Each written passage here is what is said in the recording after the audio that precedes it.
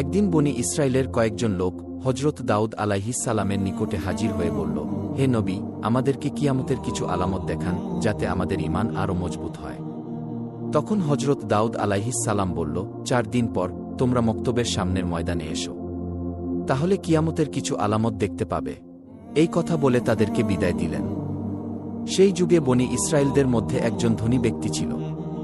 তার সম্পদের অভাব ছিল না। তার একটি শখের গরু ছিল। গরুটির চেহারা খুব সুন্দর ছিল। সব সময় গরুটিকে সোনা রূপা দিয়ে সাজিয়ে রাখত। যে কেউ দেখলে গরুটির থেকে চোখ ফেরাতে পারত না এবং গরুটিকে মাঠে মুক্তভাবে ছেড়ে দিত। সারাদিন মাঠে চড়ত এবং রাতের বেলা গরুটি এসে ওই ধনী ব্যক্তির বাড়িতে শুয়ে পড়ত। হঠাৎ একদিন ওই গরুটি নিখোঁজ হল। ওই ধনী ব্যক্তিটি তার গরুটিকে খোঁজার জন্য বিভিন্ন জায়গায় তার লোকদের পাঠিয়ে দিল। বিভিন্ন জায়গায় অনেক খোঁজাখুঁজি করেও গরুটিকে যখন খুঁজে পেল না, তখন লোকগুলি ফিরে এলো। তখন ধনী ব্যক্তিটি বলল, যে ব্যক্তি আমার এই গরুটিকে খুঁজে আনতে পারবে তাকে 100 স্বর্ণমুদ্রা পুরস্কার দেওয়া হবে। এই ঘোষণা করার পর দেশের বিভিন্ন জায়গায় অনেক লোক গরুটিকে খোঁজার জন্য ব্যস্ত হয়ে পড়ল। সেই যুগে বনি ইসরায়েলদের মধ্যে অনেক নেককার এবং আল্লাহওয়ালা অনেক বুজুর্গ ছিল। তাদের মধ্যে একজন নেককার বুজুর্গ মহিলা ছিল। তিনি ছিলেন অত্যন্ত ধর্মপ্রাণ। দিনরাত আল্লাহর ইবাদাতে মগ্ন থাকত। ওই বুজুর্গ মহিলা এবং তার একমাত্র ছেলে জঙ্গলের মাঝে একটি ছোট্ট ঘর বানিয়ে বসবাস করত। তাদের ঘরের পাশ দিয়ে একটি পানির নহর প্রবাহিত হতো। যখন তাদের ক্ষুধা পেত, ওই নহরের কাছে গিয়ে পেট ভরে পানি পান করত, আর তাতেই তাদের ক্ষুধা নিবারণ হতো।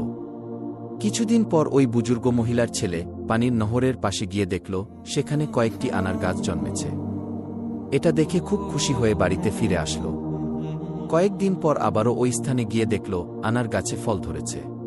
তখন ছেলেটি ফলগুলো নিয়ে বাড়িতে চলে আসলো এবং মা ও ছেলে দুজনেই পেট ভরে ফলগুলো ভক্ষণ করল। এভাবেই তারা নহরের পানি আর গাছের ফল খেয়ে তাদের দিন চলে যেত। বুজুর্গ মহিলা ও তার ছেলে অনেক বছর ওই গাছের ফল আর নহরের পানি পান করে এবং আল্লাহর ইবাদত করে অতিবাহিত করল। একদিন এই মহিলার ছেলে তার মাকে বলল, মা, আমরা এত বছর একই খাবার খাচ্ছি। এখন আমার ইচ্ছা হয় আমরা বাজার থেকে অন্য খাবার কিনে খাই। তখন তার মা বলল, তুমি টাকা কোথায় পাবে?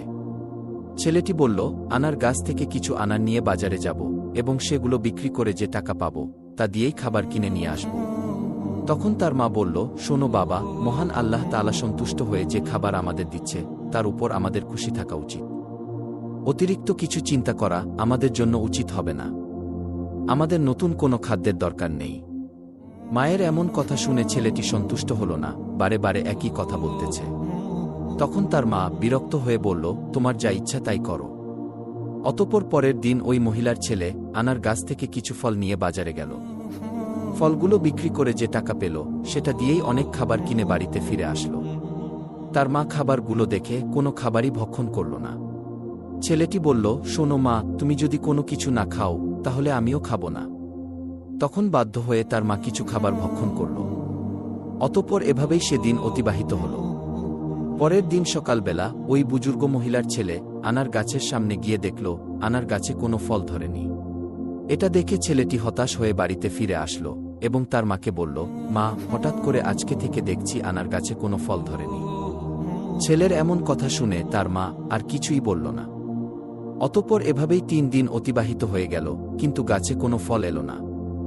অবশেষে তারা খুবই ক্ষুধার্ত হয়ে পড়ল। অতঃপর মা ও ছেলে দুশ্চিন্তায় এদিক ওদিক ঘোরাঘুরি করতে লাগল। এমন একটি সময় তারা দেখল একটি সুন্দর স্বাস্থ্যবান গরু তাদের বাড়ির সামনে দাঁড়িয়ে আছে। এটা দেখে মা ও ছেলে তাড়াতাড়ি তাদের বাড়ির সামনে আসলো। আল্লাহর হুকুমে তখন গরুটি কথা বলতে শুরু করল। গরুটি বলতে লাগল, আপনারা আমাকে